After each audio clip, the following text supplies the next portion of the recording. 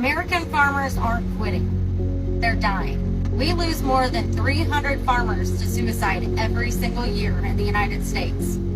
That's more than double the national average. Not because they fail, but because the system is designed to crush them. Welcome back to my channel. This is what is happening to American farmers. They are facing farming crisis. And let's watch this video and see what is happening. Well, Iowa farmers are going through it. Not just Iowa farmers, but check this one out. The reality he and thousands of other Iowa farmers are facing is nowhere near as bright. Farmers are under a lot of stress. A lot of farmers are reporting to us that in some cases they're on the brink of a crisis. The reasons why vary. Iowa Corn Growers Association President Mark Mueller says the skyrocketing costs and availability of fertilizer, which is largely controlled by just a few companies, is the most current issue. I'd say it's safe to say that my fertilizer company is making more money per acre than I am off of the corn I raise.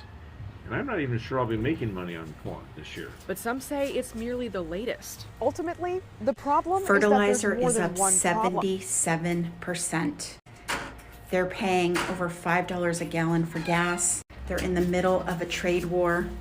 And let's just add, fertilizer, 1/5 of where we get our fertilizer is stuck at the Strait of Hormuz. Yes, yep, Iowa voted for this administration, and likely these farmers voted for this 3 times. And no, this is not the first time that Trump did this to them. He screwed over farmers in his first term. We're stumbling into all these FAFOs, and if you saw, he mentioned high farm suicide, bankruptcies. I've reported on all of those. This is going to be a very rough time for all farmers in the USA, a very, very hard lesson that they can only learn themselves. If you found this post sad but informative, please like, comment, follow, and American farmers aren't quitting. They're dying. We lose more than 300 farmers to suicide every single year in the United States. That's more than double the national average. Not because they fail, but because the system is designed to crush them. Percy Schmeiser didn't buy Monsanto seeds. Wind blew GMO pollen onto his land. They sued him anyway. That's how broken this is.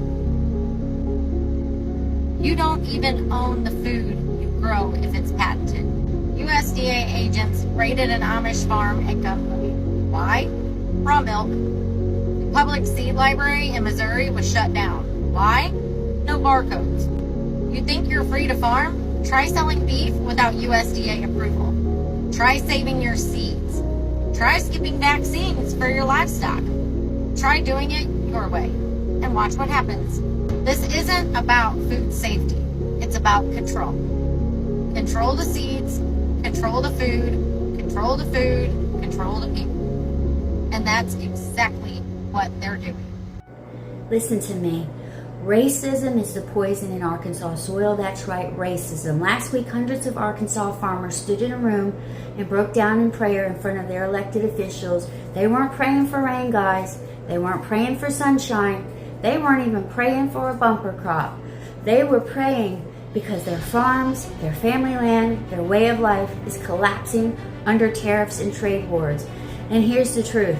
Those tariffs, that trade war, that whole playbook was born out of racism. Farmers were told the story that punishing foreigners would make America strong again. They were told to clap when leaders wagged their finger at China, Mexico, or whoever else they decided was the villain of the week. They were told it was patriotism, but really it was racism dressed up in red, white, and blue, and farmers bought it. They cheered it. They co-signed it. And now they are the ones paying the bill. Look at soybeans. Without tariffs, U.S. beans leaving New Orleans are cheaper than Brazil. But with tariffs, suddenly Brazil is winning. And who did that? Not God, not nature, not fate, your own leaders waving a racist flag and calling it strength. And the farmers who clapped for it are now on their knees begging for help. This isn't the first time. History is packed with proof that racism bankrupts the very people it fuels. Jim Crow didn't just brutalize black citizens. It strangled the Southern economy for generations. Segregation didn't just rob black kids of opportunity. It robbed the entire South of progress, creativity, and prosperity. The Chinese Exclusion Act of the 1880s, it cut off immigrant labor that helped build America, leaving industries starved. Japanese internment during World War II, well, that destroyed businesses, farms, and families, and the whole economy bore the cost. Every single time America lets racism drive policy, the poison spreads. It never just hits the target. It always circles back. And now here we are again. Farmers in Arkansas prayed out loud last week because they're broke. And they know it. And some of them voted for this mess. Some of them cheered when the tariffs went into place because they thought it would put others in their place. But you can't hate and expect to harvest prosperity. You cannot poison your neighbor's well without eventually drinking from it yourself. So let's call this what it is.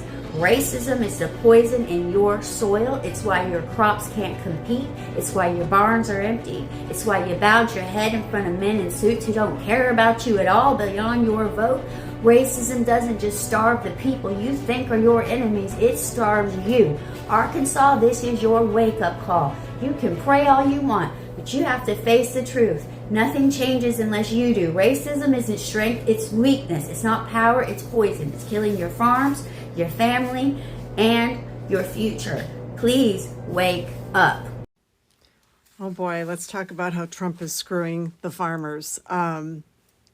I have a lot of soybean farmers who are my clients, and this is really bad news. Caleb Ragland, who's the president of the American Soybean Association, he said farmers are heading into a harvest season without a single order from China.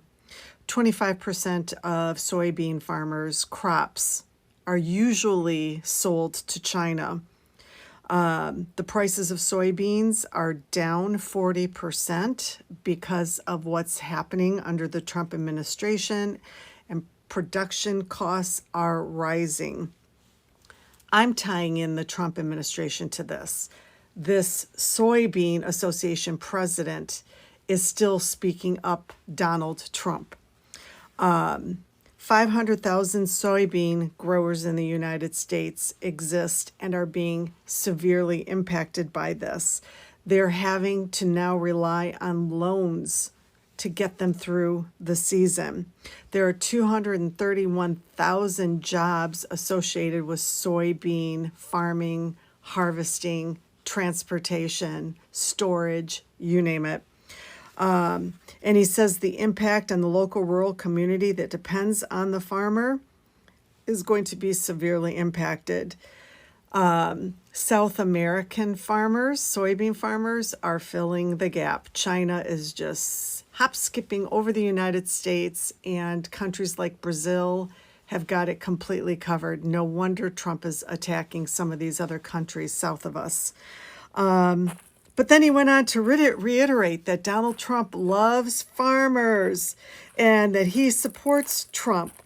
And he says that the Trump administration told him to tell the farmers to be patient. I just want to explain what the soybean farmers are looking at. Harvest season is right around the corner. Imagine that there's a machine manufacturer that is on the brink of bankruptcy, and they've got a whopping $50,000 in the bank. And they've got to make a decision.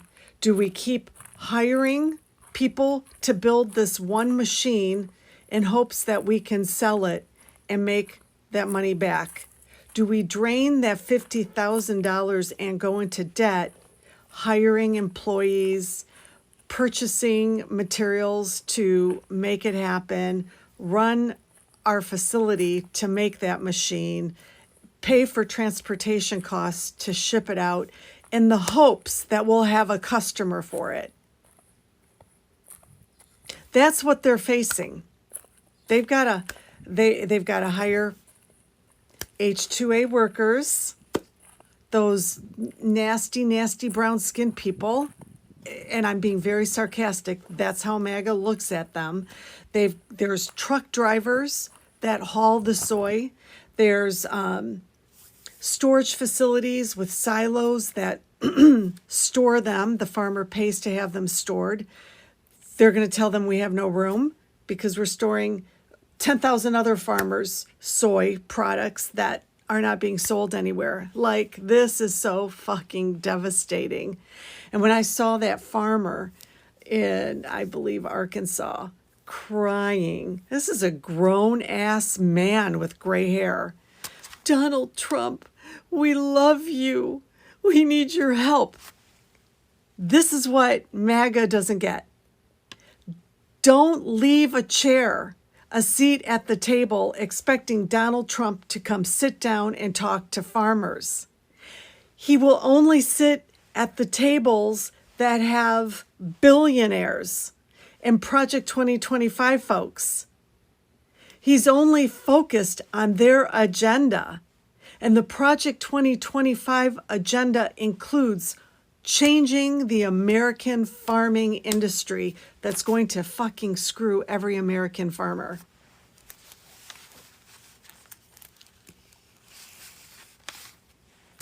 He's not going to come and have a seat at your table. Just be patient. Nebraskans are pissed. Bigley, Askins, the Askins are pissed. Nebraskans. No one wants to hear Farmer John with his butt crack showing, married to a Karen, complaining about losing your little farm when you voted for me. They don't feel sorry for you. And I don't need your votes anymore, so I don't care. Bigley, Nebraskans, what did you think was gonna happen? If all your workers were Mexicans and we got rid of all the Mexicans, who's gonna be your workers? Guess what? You can take a page from the book of the Native Americans, followed by the African Americans, Chinese Americans, Indian Americans. Listen, what we're gonna do is crash the economy so all the rich people can buy up everything for super dirt cheap, including your land, Nebraska farmer dude. I don't know. And once we buy it for dirt cheap, we will hire you to work on said land. Hello, this is a tale as old as time. We've done it so many times before. And the fact that you thought you were exempt is absolutely hilarious. Bigley, it's funny because you guys are really effing around and finding out. Decided to put a little pause on the tariff situation. Canada had a problem and we came in and helped them solve it. They had a problem that there were tariffs that they could not pay. And I said, I will be your savior. I will take the tariffs away. You're welcome. You're welcome. Thank you. Nebraska, I've actually sold Nebraska to Vladimir Putin. And we know I like to say Putin. That's my friend. In exchange for 2 new mail order brides that should be here by Thursday. One of them's gonna come with me into my forever cryo chamber where I will live in infamy and be the president of the United States for the rest of existence and time. Bigley, we're doing very well with Russia. Russia's really enjoying us and we're really enjoying Russia, and they're bombing the hell out of Ukraine right now. And I don't like the Ukraine guy because that guy is tan and he's kind of sexy. I'm not gonna lie, and I don't like that about him. Vladimir Putin is much more pale. He makes me look shiny and orange. And that's the kind of leadership that I really look up to. Bigley, I do. We're having a good time. Everyone's having a good time this pregnancy, and you guys keep trying to come and interfere with your world news and your disasters. We like a good disaster. It's good for the millionaires and billionaires because we can buy up everything dirt cheap, including labor, including you. We need a workforce. Too many of you farmers want to own your own land with government subsidies. Not anymore. Not anymore. Not anymore. You got what you voted for. Bigley, you got what you voted for. Ladies and gentlemen, you may be hearing rumors of farmers destroying their crops because the government's paying them more money than the crop is worth. And that's what's going on here. The government sent me a notice and said, for every good acre of crop you destroy, we'll send you a check for $3,800. And I could never sell this crop for $3,800 an acre, so I'm going to take their money. I don't know what their goal is, if they're trying to create a national food shortage or they just want people to starve, but I'm out here destroying a perfectly good crop because I've got to feed my family. If you stayed long enough in this video and got hooked on the conspiracy theory. I want you to know they're not paying us money. This crop got rained on in July, and the crop's now worthless. It's not good quality grain. I can't sell it in the open market. There's no food shortage. That $3,800 an acre thing is not real. Stop feeding into those theories, please.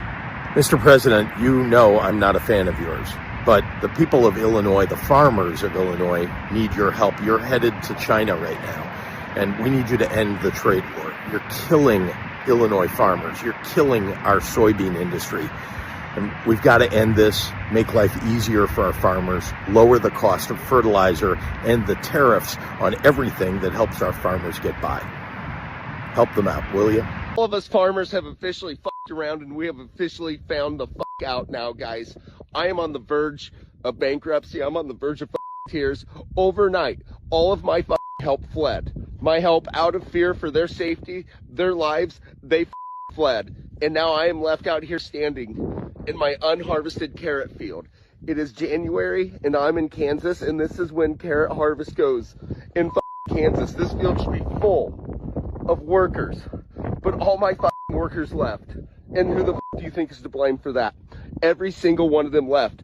Now I have to by myself try to fill that truck with a load of carrots in one day, and I can't do that, guys. I have to get these carrots to market by next week, or my contract is terminated. This is $936,000 worth of carrots right here, and I can't pick them by myself. If they're unharvested, I will get kicked out of that contract, and I will get sued by the Planters Loves Carrots company. I got to farm with my dad every day. It's a way of life. It's a wonderful way of life, and it's at risk, and it shouldn't be.